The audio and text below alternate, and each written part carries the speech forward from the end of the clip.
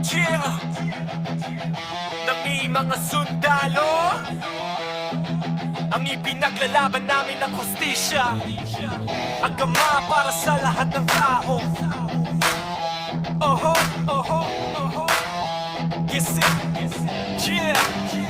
Nagsimula ang lahat noong Pinas lang ang aming mga kalahi. Sila ang mga morong sundalo na sumapi sa hukbong sandatahan ng Pilipinas. Sinanay sila para sa isang misyon, ngunit nung malaman nila ang totoo, ayaw nilang gawin ito dahil ito ay hindi wasto. Kaya dahil sa pagsuway sila ay pinagpapatay doon sa Corregidor kung saan sila nagsasanay. Dahil lang sa misyon Merdeka, pinagpapatay sila ng Administrasyong Marcos Sr. noong March 18, 1968. Kaya ngayon nandito kami para ipaglaban ang kanilang hustisya at katarungan na hindi kayang ipaglaban ng iba.